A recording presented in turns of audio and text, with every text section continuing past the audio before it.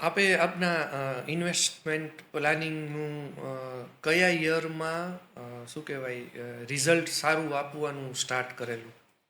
હવે હું તમને એક રિઝલ્ટ સારું જે મેં તમને વાત કરી ને કે ભાઈ સ્ટે ઇન્વેસ્ટેડ, લાંબા ગાળાનું ઇન્વેસ્ટમેન્ટ હોય ને તો તમને રિઝલ્ટ મળે જ છે. તો હું તમને આ બાબતે એક સારી સ્ટોરી તમને કહું છું કે જે મેં તમને વાત કરી ને કે ભાઈ 10,000ના 40,000, 10,000ના 4.5 લાખ, 5 લાખ, 5.5 લાખ રૂપિયા બન્યા છે, લાખના 50 લાખ એ બન્યા છે. એ બરોબર છે. વસ્તુ એવી હતી એકચ્યુઅલી કૌશિકભાઈ, હું તમને કહું, હું જેમ બધાને કહું છું કે લાંબા ગાળા સુધી પૈસા રાખો, પૈસા બનશે જ, ડન. રોજ નવા ક્લાયન્ટ એડ થતા જાય. આજે મારી પાસે મોર દેન 3,000 ક્લાયન્ટ છે. એટલે બટ ઓબ્વિયસ છે કે બહુ જૂના હોય ને, જેનું કંઈ ટ્રાન્ઝેક્શન પછી સ્ટે ઇન્વેસ્ટેડ હોય પણ આરામથી પડ્યા હોય, તો ડેફિનેટલી થોડાક આપણાથી છૂટતા જાય. ઓકે. રાઈટ.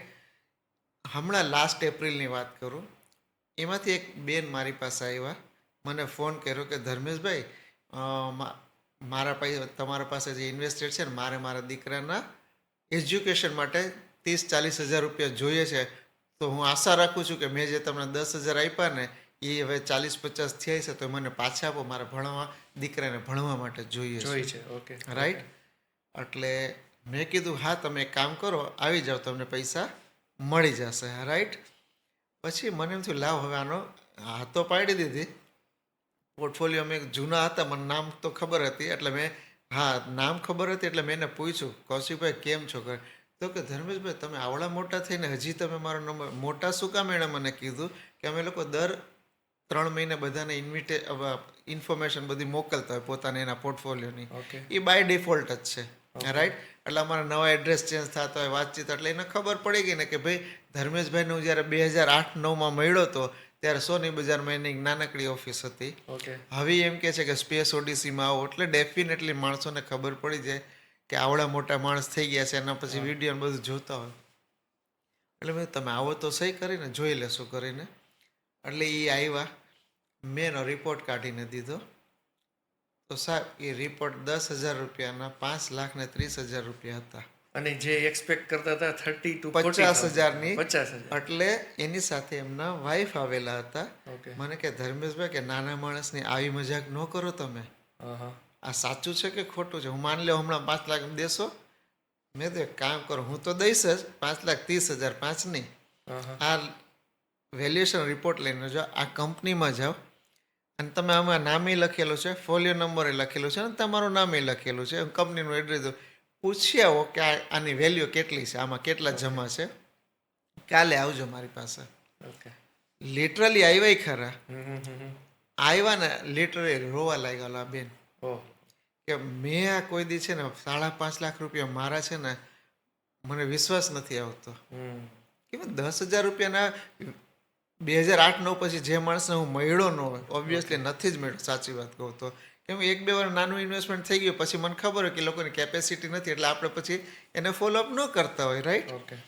પણ આવું થઈ ગયું ને, તો એણે મને મારી સામે બેઠા, મેં એને ચા પાણી પીવાડ્યા, લિટરલી રોવા લાગ્યા હતા કે આવડા મોટા માણસ, અમારું આવડું નાનકડું કામમાં તમે મને મારી ઓફિસે, તમારી ઓફિસે મને બોલાવો છો, ચા પાણી પીવડો છો, તમારી કેબિનમાં બોલાવો છો, અને અમને સારી રીતે વાત કરો છો. તો એવા ગળગળા થઈ ગયા ને.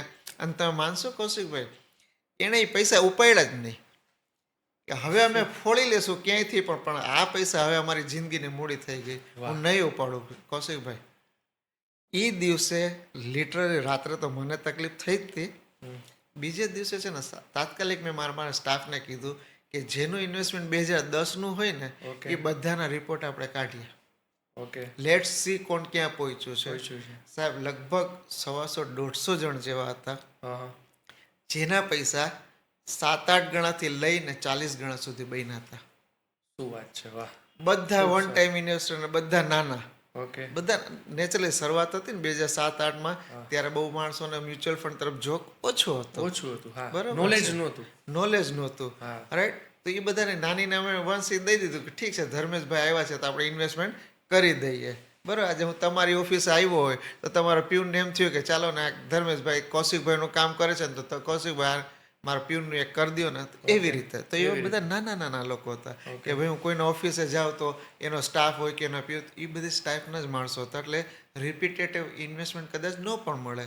ઓકે પણ મેં તાત્કાલિક બીજે દિવસે કર્યું. તમે માનશો નહીં, એના પછી બાય ગોડ ગ્રેસ ખબર નહીં કન્ટિન્યુ મને ફોન આવે, ધર્મેશભાઈ મારે એસઆઈપી કરવી છે, ધર્મેશભાઈ મારે એસઆઈપી કરવી છે, ધર્મેશભાઈ મારે તમારી સાથે કરવું છે. તો આ કાં તો એ લોકોના રેફરન્સ જ હશે કોઈ ને કોઈ.